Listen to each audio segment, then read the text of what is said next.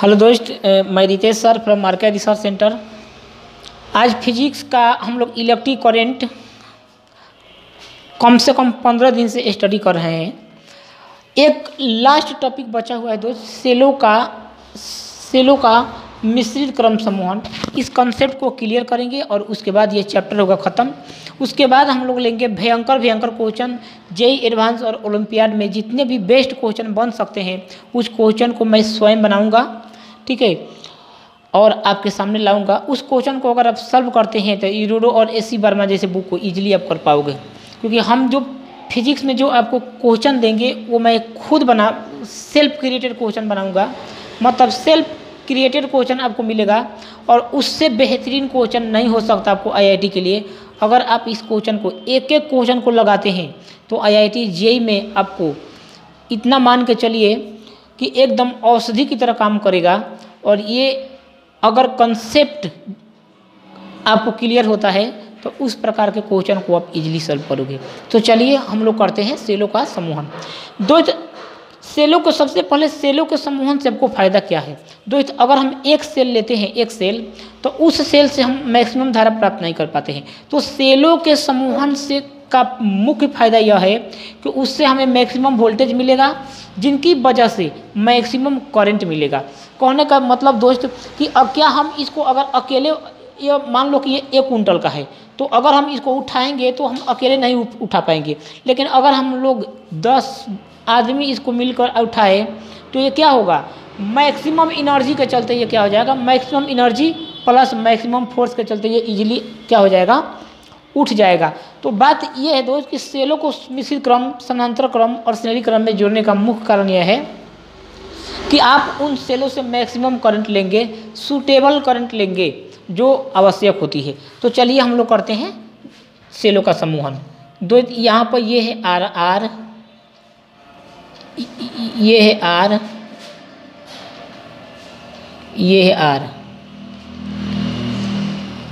ये close path है, loop है एक प्रकार का। ये आर, ये आर, ये आर, ये क्या हो गया, एक क्लोज पाथ हो गया जिसको लूप बोला जाता है। अब यहाँ से आएंगे हम लोग और इस पॉइंट को क्या बोलेंगे, इस पॉइंट को हम लोग जंक्शन बोल रहे थे।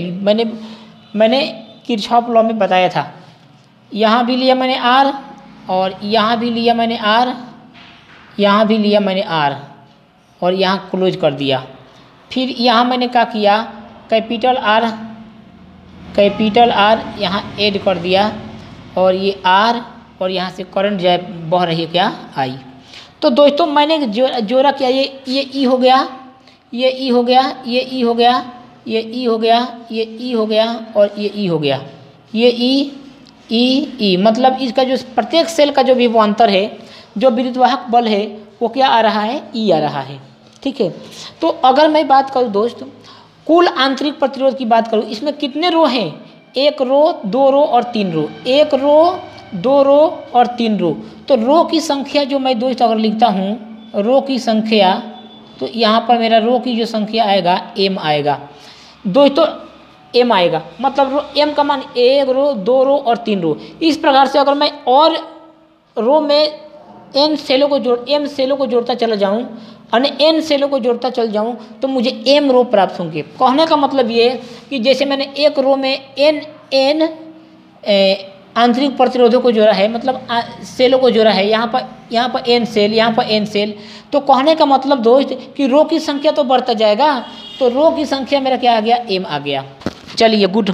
तो दोस्तों कुल आंतरिक प्रतिरोध की मैं बात करता हूँ, कुल आंतरिक प्रतिरोध की मैं बात करता हूँ, तो क्या हो जाएगा, R plus R plus R plus R, मतलब NR। तो ये दोस्तों होगा NR। लेकिन ये जो आंतरिक टोटल प्रतिरोध है, M रो में क्या हो जाता है, बढ़ जाता है, M रो में क्या होता है, बढ़ जाता है। कहने का मतलब दोस्त कि अगर 10 गो रुपया है, अगर 20 आदमी में बांटना है तो क्या आएगा, 50 पैसा आएगा, मतलब 10/20। इस प्रकार से M रो में ये क्या है, प्रतिरोधों को बांटा गया है। दोस्तों अगर हम ये टोटली मिलाकर बात करता हूँ तो टोटल जो रेजिस्टेंस मेरा आ जाएगा, कितना आ जाएगा, R + NR/M हो जाएगा। ठीक है। टोटल विद्युत वाहक बल क्या आ जाएगा, टोटल विद्युत वाहक बल TEF, टोटल विद्युत वाहक बल क्या आ जाएगा, टोटल विद्युत वाहक बल दोस्तों ये NE आ जाएगा, NE ई और NE। तो इसलिए इस मिश्रित क्रम में जो हमें परिपथ से विद्युत धारा प्राप्त होगी I बराबर V/R मतलब NE/R प्लस NR/M मिलेगा। बोल दो हाँ, R प्लस NR/M मिलेगा। दोस्तों अगर मैं बात करूँ इसके स्पेशल केस की, तो मिश्रित क्रम में किसी भी परिपथ से अधिकतम धारा कब मिलेगी, तो मिश्रित क्रम में विद्युत परिपथ से अधिकतम धारा तब मिलेगी जब R बराबर हो जाए NR/M के।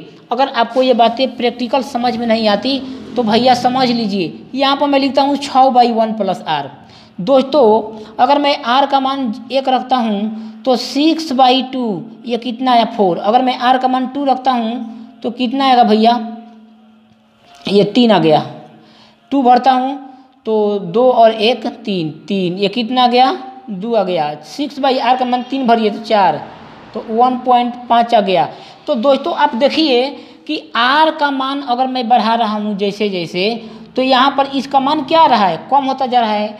तो ये R का मान अगर मैं 1 रखा, यानी 1 बराबर हो गया R के, तो इस केस में यहाँ पर मैक्सिमम आया। तो दोस्तों यहाँ पर करंट मैक्सिमम कब आएगा, जब R हो जाएगा इक्वल NR/M के। बोल दो हाँ। तो इस केस में मैक्सिमम करंट प्राप्त करने के लिए यहाँ मुझे क्या करना होगा, NE/R प्लस NR/M के जगह पर मुझे क्या भरना होगा, R भरना होगा।